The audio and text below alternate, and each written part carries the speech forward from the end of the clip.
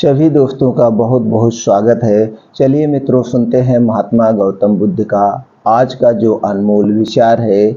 जो निद्रा में है वह मृत्यु के समान है। आखिर क्या है इस महाउपदेश का आशय? क्यों भगवान महात्मा बुद्ध ने कहा कि जो निद्रा में वह मृत्यु के समान है? चलिए इस कहानी को सुनते हैं, उसके बाद जानते हैं दोस्तों स्वास्थ्य से संबंधित कुछ महत्वपूर्ण जानकारी। जो आज की महत्वपूर्ण जानकारी है दोस्तों, वो 3 चीज़ें खाएं, पेट संपूर्ण साफ होगा। गंदगी अगर हमारे पेट में, आंतों में जमी है तो दोस्तों हमारी आंतें हमेशा परेशान व बीमार रहती है। हर एक बीमारी की जड़ हमारा पेट है। तो दोस्तों उसके बारे में जानेंगे। चलिए पहले उपदेश को सुनते हैं। महात्मा गौतम बुद्ध की श्रावस्ती में प्रवचन चल रहे थे। प्रवचन में नित्य ही बड़ी संख्या में लोग आते और विविध महत्वपूर्ण व गंभीर विषयों पर बुद्ध से ज्ञान ग्रहण करते थे। बुद्ध का शिष्य वर्ग भी काफी विशाल था, जो प्रवचन स्थल की व्यवस्था संभालता और बुद्ध की सेवा में सदैव तत्पर रहता था। एक बार रात के समय महात्मा बुद्ध प्रवचन दे रहे थे। सदैव की भांति काफी लोग उनके प्रवचन सुन रहे थे। एक व्यक्ति जो बुद्ध के ठीक सामने बैठा था, बार बार नींद के झोंके ले रहा था, जिससे महात्मा बुद्ध का ध्यान भटक रहा था। बुद्ध थोड़ी देर तक तो प्रवचन देते, फिर उससे बोले, वत्स, सो रहे हो? फिर उस व्यक्ति ने हड़बड़ाकर कहा, नहीं महात्मा।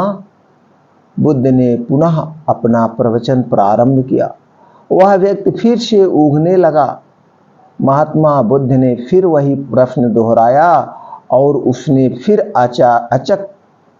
अचक्का खाकर, नहीं महात्मा जी, सो नहीं रहा हूं, जग रहा हूं, कहा। ऐसा लगभग 8-10 बार हो गया। कुछ देर बाद बुद्ध ने उससे पूछा, वत्स, जीवित हो? हर बार की तरह इस बार भी उसने कहा, नहीं महात्मा। यह सुनकर उपस्थित श्रोताओं में हंसी की लहर दौड़ गई और वह व्यक्ति पूर्णतः चैतन्य हो गया। तब बुद्ध ने गंभीर होकर बोले, वत्स, निद्रा में तुम्हारे मुख से सही उत्तर मिल ही गया। जो निद्रा में है वह मृत्यु के समान है। दोस्तों आपने समझ गए होंगे जो थंबनेल में था, जो निद्रा में है वह मृत्यु के समान है।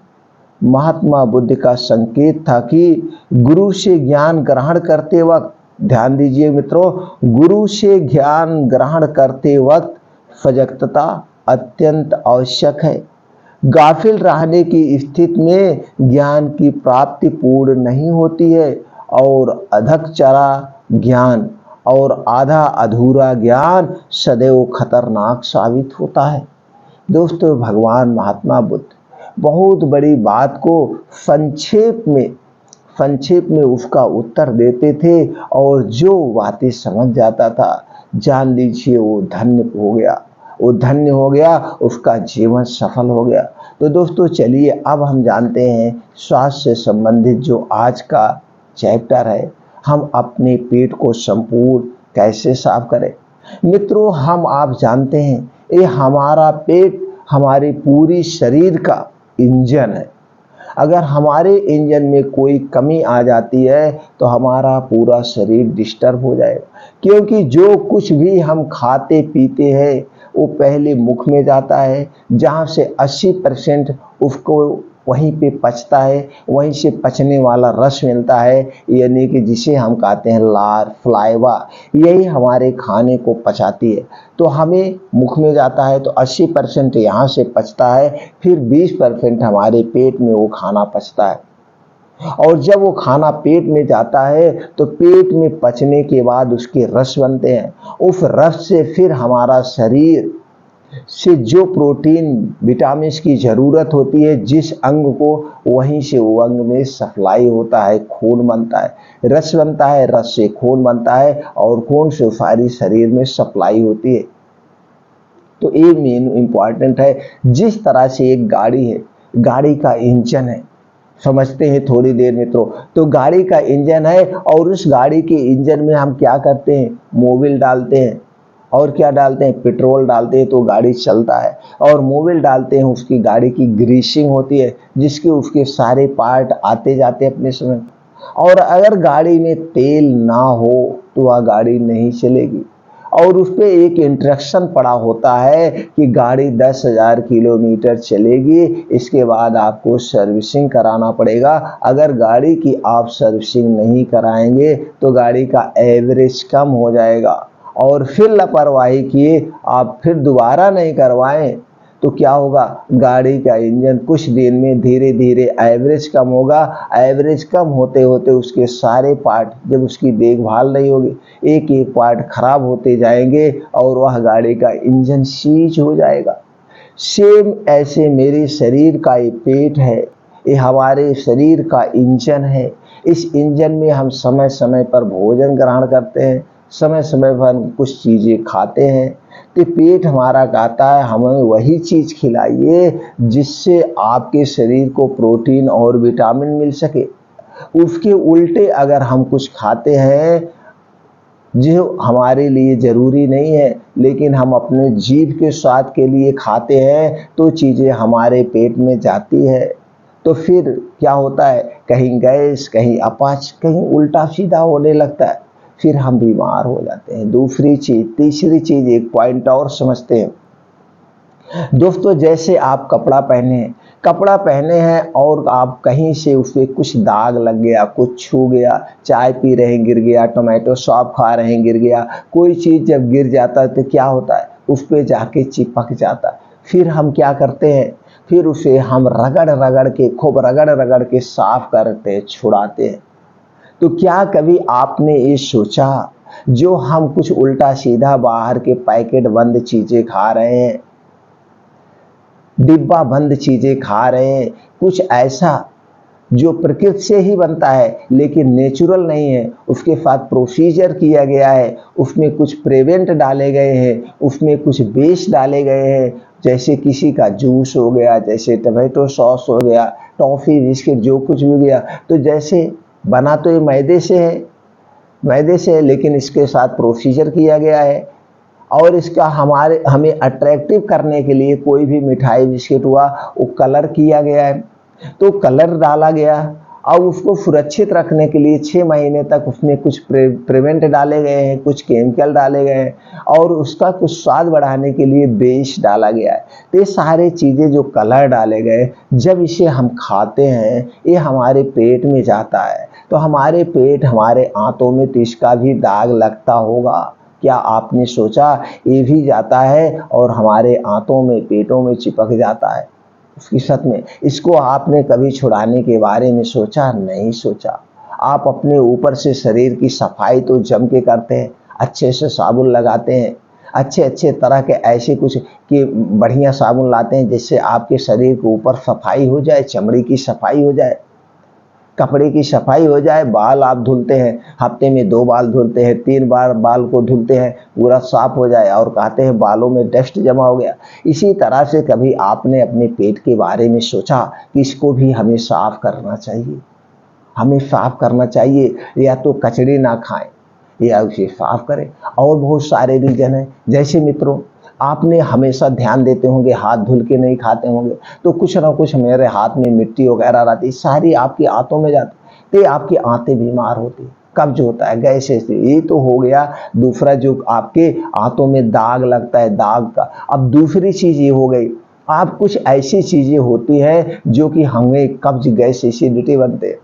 तो इसको समझने के लिए सबसे पहले एक पॉइंट पे फोकस करते हैं, ये आपका शरीर किससे बना है जानना जरूरी है। जब आप कारण जान जाएंगे दोस्तों, निवारण आसान होता है। बिना कारण के कोई बात उत्पन्न नहीं होती है।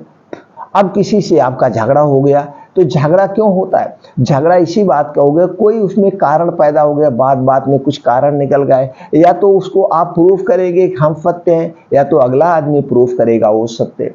अब जब वो प्रूफ करने में दोनों बातें निकल गई, वो कारण पता चल गया सत्य, उसी दिन से वो झगड़ा खत्म हो गया और आपके दिमाग का टेंशन खत्म हो गया। अगर उस कारण को आप नहीं खोजते तो दोनों के मन में बातें बनी रहती और हमेशा के लिए दुश्मनी बनी रहती, कारण निकल। तो ऐसे जब हमको कब्ज होती है, गैस एसिडिटी होती है, उसके पीछे का कारण है। और कारण को कौन खोज सकता है? सबसे ज्यादा आप खोज सकते हैं।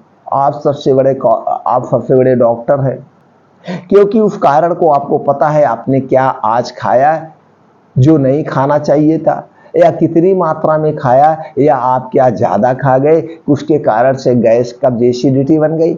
इस कारण को सबसे पहले याद, तो उस कारण को तुरंत हटा दीजिए। तो इसको एक पॉइंट पे नोटिस कर लीजिए। तो सबसे पहले 1 मिनट के लिए समझ लेते हैं, ये हमारा शरीर मिट्टी से बना है, प्रकृति में हम हैं, और इन्हीं प्रकृति से हवा हुआ, पानी हुआ, अग्नि हुआ, इन्हीं सब चीजों से, यानी कि 5 तत्वों से हमारे शरीर का निर्माण हुआ है। और हमारे शरीर में 3 दोष पाए जाते हैं, 5 तत्व और 3 दोष। इन्हीं 5 तत्वों से 3 दोष का कनेक्शन है। ये दोनों चीज आपस में पारस्परिक है, आपस में इनका संबंध है। तो 5 तत्व 3 दोष से मेरे शरीर का निर्माण हुआ है। अब ये 3 दोष जब हमारे गड़बड़ होते हैं तो हमारे शरीर में 100% बीमारियां यहीं से उत्पन्न होती है, यहीं से। तो हमारे 3 दोष कौन है? वात दोष, पित्त दोष और एक कब्ज दोष, कफ दोष, सॉरी, वात पित्त कफ दोष। अगर आपका वात दोष गड़बड़ हो गया तो आपके शरीर में 80% बीमारियां होती, पित्त दोष गड़बड़ हो गया तो आपके शरीर में 15% बीमारियां होंगी, और कफ दोष गड़बड़ हो गया तो आपके शरीर में क्या होगा? 5% खतरनाक बीमारियां होंगी। तो वात दोष कब होता है? सुबह के खाने पे डिपेंड करता है। पित्त दोष दोपहर के खाने पे डिपेंड करता है, और कफ दोष रात के खाने पे डिपेंड करता है। तो ये जो गैस एसिडिटी कब्ज है, ये आपके पित्त दोष से संबंधित है। और जब आपका पित्त दोष गड़बड़ होगा तो दोस्तों आपके शरीर में 15% वो भी खतरनाक बड़ी बीमारियां होती। तो इसलिए हमेशा आपको याद रखना होगा आपको कब खाना है, कितना खाना है और क्या खाना है। ये चीजें हमेशा आप याद रखिएगा। कब्ज, गैस, एसिडिटी सिर्फ और सिर्फ आपके दिनचर्या पे डिपेंड होती है, आपके खाने पे डिपेंड होती है, आपके पानी पीने पे डिपेंड होती है। 3 चीजों पे आपका पित्त दोष डिपेंड होता है। अब इसमें आपको ये ध्यान देना होगा हमें क्या खाना चाहिए, क्या नहीं खाना चाहिए। पित्त दोष से बचना है, एक कारण ये हो गया। इसे पानी हमें क्या पीना चाहिए, कब पीना चाहिए, कितनी मात्रा में पीना चाहिए, ये भी कब्ज का कारण है, दूसरा कारण हो गया। तीसरा कारण जो है, आपको खाना कितना खाना है, कब खाना है, कितना खाना, कब खाना है, कितनी मात्रा में खाना है, ये डिपेंड होता है। एक कारण हो गया प्रकृति के नियम। प्रकृति के नियम, आपको कब सोना है, कब जागना है, आपको टेंशन नहीं लेना है, चिंता में नहीं रहना है। और उसके बाद कुछ है डेली की योगा एक्सरसाइज, आपको अपने शरीर को क्या करना है, कुछ योगा एक्सरसाइज फिट करने के लिए रखना है। तो दोस्तों ये सारे नियम क्या है, इन नियमों के बारे में बहुत सारी वीडियो इसी चैनल पर पड़ी है, आप वहां से देखकर अपने ज्ञान को बढ़ा सकते हैं। शॉर्टकट में कब्ज के कुछ कारण को आपको हटाना होगा। जैसे दोस्तों, अगर कोई भी तैली चीज आप जिस दिन खा रहे हो, जिस दिन तैली चीज आप खाइए, रोज तो खाएंगे नहीं क्योंकि रोज खा नहीं सकते हैं आप जो है सादा खाना रोज खा सकते हैं, लेकिन पूरी सब्जी, ये सारी पकौड़ी वगैरह 1 टाइम से 2 टाइम आप नहीं खा सकते। तो बस अगर आपको इस दिन ध्यान दीजिए, छोटी छोटी बातें, बाकी चीजें तो आपको वीडियो पड़ी हुई है वहां से देख सकते हैं, कुछ छोटी छोटी बातों को ध्यान देना होगा। जिस दिन आप तली भुनी चीजें खाइए उस दिन पूरा दिन गुनगुना पानी पीजिए। वैसे तो हमें गुनगुना पानी हमेशा पीना चाहिए, हमेशा पीना। तो जब आप देखिए, इसको क्यों हम बता रहे हैं दोस्तों, जिस दिन आप तली भुनी खाते हैं, जैसे आप पानी ले लीजिए, पानी में आपको पानी ठंडा हो, 2 बूंद तेल डालिए, तेल ऐसे बगल ऐसे तैरता हुआ नजर आएगा, वो आपके पानी में नहीं मिलेगा। वहीं पे अगर वही पानी गर्म होता तो उसी गर्म पानी में आप तेल डालेंगे तो आपका तेल जो है उसी पानी में मिल जाएगा। तो जिस दिन आप तली भुनी चीजें खाएं उस दिन अगर आप गुनगुना पानी पीते हैं तो दोस्तों क्या होगा, वो जो आपने तली भुनी चीजें खाएं, जो तेल आपके आंतों में जाकर के आंतों की सतह पर चिपका हुआ है, वो गर्म पानी वहां से छुड़ा देगा। एक तो कुछ सेफ्टी हो गई। पहली बात तो हमें तली भुनी चीजें महीने में 1-2 बार खानी चाहिए, बस खानी ही नहीं चाहिए। लेकिन आज की लाइफ स्टाइल के हिसाब से आज की लाइफ स्टाइल के हिसाब से रोज डेली खा रहे हैं, नहीं तो दूसरे तीसरे दिन वो आदमी खा ही रहा। एक चीज, दूसरी चीज, हमें कभी भी नॉर्मल पानी नहीं, नॉर्मल पानी पीना चाहिए, यानी शरीर के टेम्परेचर के हिसाब से। आपके शरीर का तापमान कितना है? 37 डिग्री सेल्सियस, 37 डिग्री सेल्सियस। ऊपर से जब आप ठंडा चीज पीते हैं, ठंडा पानी पिएंगे, ठंडा पेय पदार्थ पिएंगे, तो क्या होगा? आपका शरीर कहीं ना कहीं कुछ अंग डिस्टर्ब हो जाएंगे। इसको छोटी भाषा में समझ लीजिए, कोई लोहा गर्म कर लीजिए, उस पर आप ठंडा पानी डाल दीजिए, छन्न की आवाज़ आएगी, और कुछ देर बाद जब वो ठंडा हो जाए उस पर आप अंगुली रगड़िए। अंगुली रगड़ेंगे तो कुछ ना कुछ उसमें से पदार्थ निकलेगा, कुछ ना कुछ उस सतह से निकलेगा, आपके अंगुली में लगेगा।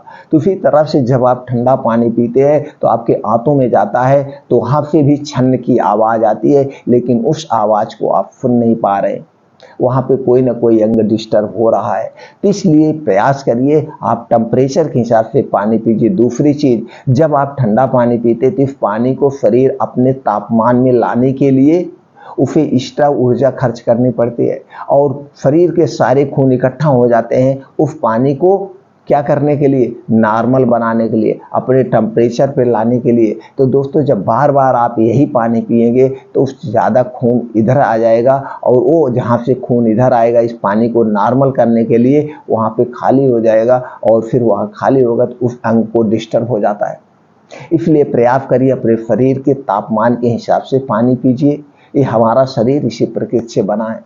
और दोस्तों, आपका शरीर हमेशा गर्म रहता है, जान रहे हैं। अगर शरीर वहीं पे ठंडा हो जाए तो क्या होता है आप जान रहे हैं, राम नाम सत्य हो गया। तो इसलिए हमें अपने शरीर के प्रकृति से खिलवाड़ नहीं करना चाहिए, जो हमारे लिए रिक्वायरमेंट है उसी हिसाब से हम वो चीज़ें खाना चाहिए। तो चलिए दोस्तों, कब्ज के कुछ कारण है उसे आपको हटा दीजिए और कुछ अपने लाइफ स्टाइल में चेंज कर दीजिए। जो सबसे बड़ा प्रमुख कारण है, आप ओवर खाना खाते हैं। खाना ओवर मत खाइए, खाना भूख से हमेशा 70% ही खाइए, पेट को खाली रखिए। और जब तक आपको खूब तेज की भूख न लगे, तब तक खाना मत खाइए।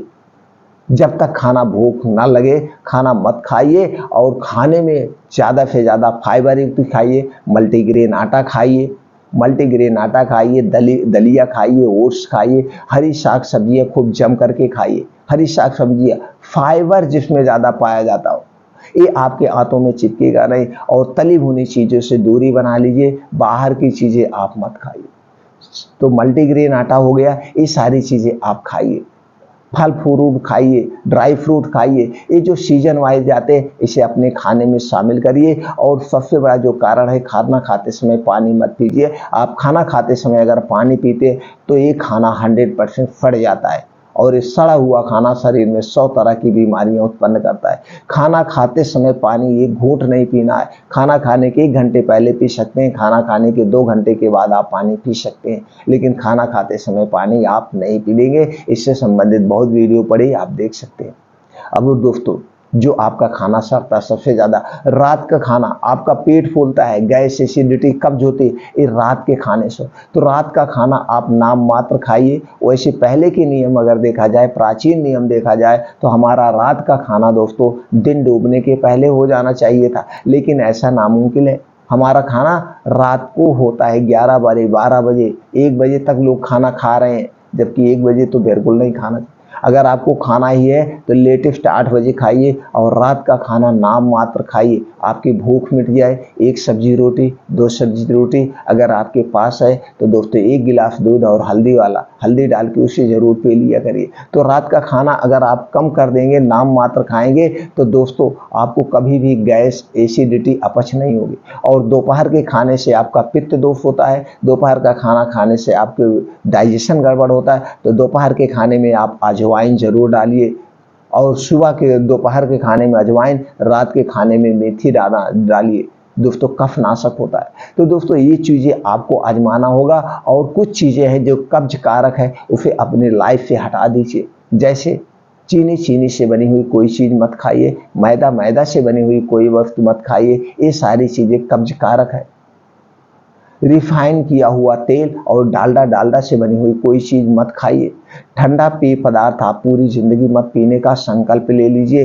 ठंडा पेय पदार्थ आपके, हमने पहले बता दिया, ये डाइजेशन को गड़बड़ कर देता है। डिब्बा बंद खाना, डिब्बा बंद जूस, इसको भी हमने बता दिया। पैकेट बंद में क्या क्या खेल होता है, ये सारी चीज़ें आपके स्वास्थ्य के लिए हानिकारक है। अगर इतना चीज़ें आप हटा देते हैं तो आपको कभी भी गैस, कब्ज, एसिडिटी नहीं होगा। अब जो प्रकृति के नियम है उस हिसाब से हम अपने शरीर को एक्टिव रखना है। क्या करना है, रोज़ सुबह आप 4 से 5 बजे उठने का प्रयास करिए। इसके लिए आपको 10 से 11 बजे सो जाना होगा। उठने के बाद सबसे पहले कब्ज को जो ख़त्म करता है वो है दोस्तों आपके मुंह में जो लार है, ये फ्लाइवा जो है, ये दोस्तों इसमें अल्काइन पाया जाता है। ये आपका बहुत ही अमृत, बहुत अनमोल चीज़ है। इसे थूकना नहीं। सुबह उठने के बाद सबसे पहले 3 से 4 गिलास गुनगुना पानी लीजिए और जम करके पीजिए। बैठ के आराम से सिप सिप करके पानी पीजिए और उसके बाद फिर निकल जाइए आप मॉर्निंग वॉक। हो सके तो मॉर्निंग वॉक नंगे पाँव करिए, उसके बहुत सारे बेनिफिट्स हैं। जब आप नंगे पाँव मॉर्निंग वॉक करते हैं तो आसमान से ओस की बूंदें पड़ी होती है, हरी घासों पर, मिट्टियों पर, और आपका पैर वहाँ से संपर्क होता है। क्योंकि आपका शरीर मिट्टी से बना है, ज़्यादा से ज़्यादा मिट्टी में रहने का प्रयास करिए। लेकिन आज की लाइफ स्टाइल हो गई 10-10 साल, 20-20 साल पैरों में मिट्टियाँ ही नहीं लगती, पैरों में मिट्टी ही नहीं लगती। यही कारण है कि हमारा मिट्टी से संपर्क नहीं हो पा रहा, पृथ्वी से संपर्क नहीं हो पा रहा और पृथ्वी की ऊर्जा हमारे शरीर में प्रवेश नहीं कर रही। तो जब नंगे पांव आप मॉर्निंग वॉक करते हैं तो आपको दोस्तों पृथ्वी की ऊर्जा मिलती है और जिसके कारण आपकी आंखों की रोशनी कभी कम नहीं होगी। तो आपको नंगे पांव मॉर्निंग वॉक करने का आप आदत डालिए और मॉर्निंग वॉक 5 से 6 किलोमीटर करिए, कम से कम 5 से 6 किलोमीटर। और इस 5 से 6 किलोमीटर को आप आधे घंटे में कवर करने का प्रयास करिए। और जब इसे आप आधे घंटे में कवर करेंगे तो उसी हिसाब से हम बता रहे हैं, तो इसे नॉर्मल चल के इसे कवर नहीं कर सकते। इसमें आपको दौड़ना भी पड़ सकता है, खूब तेज़ चलना भी पड़ सकता है। और जब खूब तेज़ चलेंगे और दौड़ लगाएंगे तो दोस्तों आपका हार्ट बहुत तेज़ पंप करेगा और जितने तेज़ आपका हार्ट पंप करेगा उतने तेज आपके शरीर में खून का दौड़ा होगा।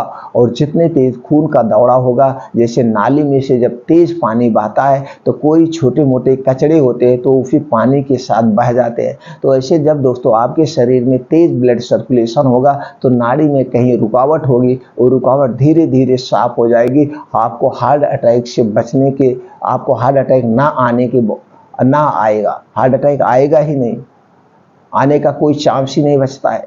Heart attack, blood pressure, blood sugar जैसी बीमारियों से बचाएगा और वो जो कचड़े हैं शरीर में पसीने के माध्यम से बाहर हो जाएंगे। अब अगर मॉर्निंग वॉक आपका हो गया तो आप वहीं बैठ करके 2 योगा जरूर किया करिए। एक नाड़ी शोधन जिसे हम अनुलोम विलोम कहते हैं। नाड़ी शोधन 20 से 25 मिनट शांति मन से, अपने शरीर पर आपका मन होना चाहिए, अपने शरीर पर आपका ध्यान होना चाहिए। एकदम ध्यान से दोस्तों बैठ जाइए। अनुलोम विलोम क्या है, एक नाक से सांस लीजिए आराम से और सांसों पर आपका ध्यान होना चाहिए। अगली नाक से छोड़िए, फिर उस नाक से, जिस नाक से छोड़ रहे हैं फिर उस नाक से लीजिए, अगली नाक से। बस एक नाक से लेना है, दूसरी से छोड़ना है, दूसरी से लेना है, अगली से छोड़ना है। यही है अनुलोम विलोम। कि अगर आप अनुलोम विलोम 20 से 25 मिनट रोज कर रहे हैं तो दोस्तों आप heart attack free, paralysis free, आपको कोई बीमारी नहीं होगी। आपके शरीर के कोने कोने तक ऑक्सीजन का संचार हो जाएगा। दूसरा है कपालभात। एक कपालभात पेट की एक्सरसाइज है। आप कपालभात जब करते हैं दोस्तों, ये क्या है, अंदर की सांस नाक के माध्यम से बाहर निकालते हैं। और जो कपालभात करता है 20 से 25 मिनट, उसे blood pressure, blood sugar, thyroid, prostate, कोई भी गंभीर बीमारी नहीं होती। अगर कोई बीमारी है भी वो फता धीरे धीरे कुछ दिन में ठीक हो जाए। तो आप 2 योगा जरूर करेंगे। उसके बाद दोस्तों वहीं बैठ के आप कुछ और प्राणायाम कर लीजिए। यानी सूर्य की धूप में आपको सुबह सुबह 1.5 से 2 घंटे वहीं बिताना है, 5 से 7। अगर आपने डेली रूटीन में 2 घंटे का समय दे दिया तो इससे भी आपको कोई बीमारी नहीं होगी। क्योंकि आपके अंदर के आंतों की, पेट की, सब जगह की मरोड़ हो गया, एक्सरसाइज हो गई, हर एक नस की एक्सरसाइज हो गई, सब जगह की एक्सरसाइज हो गई दोस्तों। इसलिए 2 घंटे, अब 2 घंटे में जब वहाँ योगा एक्सरसाइज करेंगे तो आपके शरीर में सूर्य की धूप भी लग रही, तो आपको सूर्य की धूप भी अलग से लेने की जरूरत नहीं। तो सूर्य की धूप में क्या पाया जाता है, विटामिन डी और कैल्शियम प्रचुर मात्रा में पाया जाता है। अब ये दो दो प्रोटीन के लिए आपको एक्स्ट्रा सप्लीमेंट्री लेने की ज़रूरत नहीं होगी। और जानते ही हैं कैल्शियम विटामिन डी हमारे हड्डियों को मजबूत बनाता है, हमारे शरीर को मजबूत बनाता है। जब हमारे शरीर को मजबूत बनाएगा, हड्डियां मजबूत रहेगी, तो ऐसी भी बहुत सारी गंभीर बीमारियों से बचे रहेंगे। तो इसलिए दोस्तों 2 घंटे आपको सूर्य की धूप में, अब वापिस जब आएंगे तो आपको दोस्तों क्या, अब आपको जो नाश्ता पानी करना हो तो सुबह का नाश्ता पौष्टिक और सात्विक होना चाहिए। कुछ बीन्स खा सकते हैं या कुछ और खा सकते हैं। और अपने पेट की सफाई के लिए कभी कभी दिन भर में दोस्तों एक आध दिन अजवाइन पानी ले लिया करिए, ये बहुत ही हेल्पफुल है, तो ठीक हो। तो दोस्तों इतना काम अगर आप कर रहे हैं तो आपको कभी भी गैस एसिडिटी नहीं होगी, कब्ज नहीं होगी, आपके आंतों में खाना नहीं सड़ेगा। फिर भी आपको महीने में एक आध बार अपने आंतों की सफाई कर लेना चाहिए। साल में एक आध बार हमें कीड़ी की टैबलेट खा लेना चाहिए। केचुआ का टैबलेट आप नाम सुने होंगे, कीड़े के टैबलेट मिलते हैं, अल्बेंडाजॉल होता है, अल्बेंडाजॉल के साथ एक इवरमेक्टिन कॉम्बिनेशन करके आता है। लेकिन ये सारी चीज़ें आप डॉक्टर के संपर्क में लेंगे, डॉक्टर से जाइए, डॉक्टर साहब हमें क्या कीड़ी गोली साल भर में एक आध बार खा लेना चाहिए, उनसे टैबलेट का नाम लिखवाइए और उसे खरीदिए और एक फिक्स कर लीजिए, साल लगते या साल के अंत में एक बार आप जरूर खाएंगे। पूरे साल में एक बार एक टैबलेट पूरा घर में खाइए, इससे पेट में कीड़ियां नहीं होंगी। और जब पेट में कीड़े केचुआ नहीं होंगे, नहीं तो ये कीड़े केचुआ पेट को भी गंदगी करते हैं, वो भी लैट्रिन करते हैं, तो उनकी भी लैट्रिन आंतों में सड़ती है। ये सारी चीज़ें हैं जिससे हम अपनी बीमारियों से बचे रह सकते हैं, ये जागरूक होकर के हम बचे रह सकते हैं। तो साल भर में एक बार आपके जो घरेलू डॉक्टर हों, कोई भी निजी डॉक्टर हों, उनसे संपर्क करिए कि सर हमें कोई अच्छा सा टैबलेट लिख लीजिए, क्या हम खा सकते हैं कि नहीं खा सकते, उनकी सलाह आप ले लिया करिए, तो ज़रूर यूज करिए। तो दोस्तों चलिए अब इसके बाद कुछ नेचुरल चीज़ें हैं जो आयुर्वेद के हैं, जो आपके किचन में ये चीज़ें आपको लेना चाहिए। सेफ है, एकदम प्योर सेफ है। इसे आपको महीने में 2 दिन 3 दिन ले लिया करिए, नहीं तो 6 महीने में 2 दिन 3 दिन ले करके अपने आंतों की पूर्ण रूप से सफाई कर दीजिए, अपने पेटों की पूर्ण रूप से सफाई कर दीजिए, तो आप देखेंगे आपका शरीर हमेशा फुर्त बना रहेगा, फुर्त बना रहेगा। पहली चीज़ जो है दोस्तों इसबगोल की भूसी, इसबगोल की भूसी दोस्तों ये बहुत ही अच्छी दवा है, ये बहुत अच्छी प्योर सेफ है। इसका कई जगह प्रयोग होता है। अगर आपको दिन में कई बार लैट्रिन हो रही, दिन में कई बार आप लैट्रिन जा रहे हैं, पेट एक बार खुल के साफ नहीं हो रहा है, तो इसको दही के साथ 2 चम्मच भूसी दही में मिला के आप रख दीजिए। आधे घंटे बाद, खाना खाने के आधे घंटे बाद इसे खा लीजिए। 3 से 4 टाइम आप जैसे खाएंगे आपका डाइजेशन एकदम ठीक हो जाएगा, लैट्रिन एक टाइम हो जाएगी, भूख लगना ठीक हो जाएगा, बार बार जो लैट्रिन जा रहे हैं वो बंद हो जाएगा। लेकिन आज यहाँ हम बात कर रहे हैं इसका किसे पेट साफ करने के लिए, आंतों की सफाई के लिए। तो 3 उपाय हम आप बताएंगे, तीनों उपाय अब में से कोई भी उपाय आप कर सकते हैं, तीनों उपाय सेफ है दोस्तों। पहला है इसबगोल की भूसी, कितना लेना है, 2 चम्मच। दूध 1 गिलास या पानी, दोनों में से कोई हो, गुनगुना हो गर्म हो। पहले दूध आप गर्म कर लीजिए, फिर ठंडा करके, दूध पानी में से कोई भी हो, लेकिन अगर दूध ले रहे हैं तो पैकेट वाला दूध नहीं चाहिए।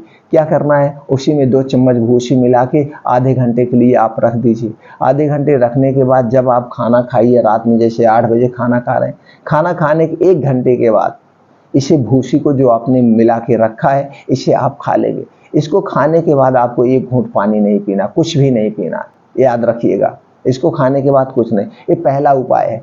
कितना दिन कर सकते हैं, 3 से 4 दिन आप करेंगे, पूरी आंतों की, पेट की पूरी एकदम सफाई हो जाएगी, पूरी सफाई हो जाएगी दोस्तों। फिर अगले बार आप जो है एक कचड़े उचड़े मत खाइएगा, याद रखिएगा। ऐसा आप महीने में एक बार कर सकते हैं, 6 महीने में एक बार कर सकते हैं। अपने पेट को पूर्ण रूप से सफाई जरूर किया करिए। दूसरा उपाय सबसे सेफ और आयुर्वेद का अमृत रसायन है, अमृत रसायन है, वो है त्रिफला चूर्ण। त्रिफला चूर्ण दोस्तों बहुत ही अच्छी दवा है, इसे सब लोग यूज कर सकते हैं, सेफ एकदम प्योर है। बस आपको मात्रा ध्यान देना है, कब खाना ये ध्यान देना है। इसको ज़्यादा भी हो जाता है कोई नुकसान नहीं करता है। इसे कैसे लेना है, त्रिफला चूर्ण 1 चम्मच लेना है, 6 ग्राम। 1 चम्मच से ज़्यादा भी हो जाएगा कोई दिक्कत नहीं, ये डिपेंड करता है आपके कंडीशन पर, आपको कब्ज कैसे, अगर लैट्रिन बहुत टाइट आ रही है और आपका पेट ढेर दिन से कब्ज है तो दोस्तों इसे 2 चम्मच ले सकते हैं। ये आपके कंडीशन पर डिपेंड करता है किस तरह, अगर नॉर्मल ऐसे लैट्रिन डेली हो रहे तो 1 चम्मच ले लीजिए। तो आपको क्या लेना है, 1 चम्मच त्रिफला चूर्ण लेना है, गर्म दूध या गर्म पानी, दोनों में से कोई एक में उसी में मिला दीजिए। अब कब लेना है, रात को सोते समय, रात को सोते समय खाना खाने के 1 घंटे के बाद प्रक्रिया वही है। खाना खाने के 1 घंटे के बाद लेना है और इसे पीने के 1 घंटे बाद आपको सोना है। इसको भी खाने के बाद आपको कुछ भी खाना पीना नहीं है। दूसरी प्रक्रिया। तीसरी प्रक्रिया है दोस्तों एरंड का तेल, जिसे हम कस्टर्ड ऑयल कहते हैं। कस्टर्ड ऑयल, एक कस्टर्ड ऑयल दोस्तों पेट साफ करने के लिए बहुत बढ़िया दवा है। कोई एलोपैथिक दवा आपको नहीं लेना है, बस मात्रा याद रखना है, कोई चीज़ आप ज़्यादा मत ले लीजिएगा। सबसे सेफ दवाएं हैं। तो एरंड का तेल कितना लेना है? 1 चम्मच से 2 चम्मच, आपके कंडीशन के ऊपर डिपेंड करता है कैसे आपकी लैट्रिन हो रही। अब उसके किसको साथ लेना है? 1 गिलास दूध में। 1 गिलास दूध में या 100 ग्राम दूध हो या 1 कप दूध हो, जैसे हो, लेकिन दूध घर का हो, पैकेट का दूध नहीं चाहिए। उसमें कुछ ऐसे केमिकल मिले होते हैं जिसे प्रोसीज किया जाता है, तो इसलिए दोस्तों उसे मत लीजिएगा।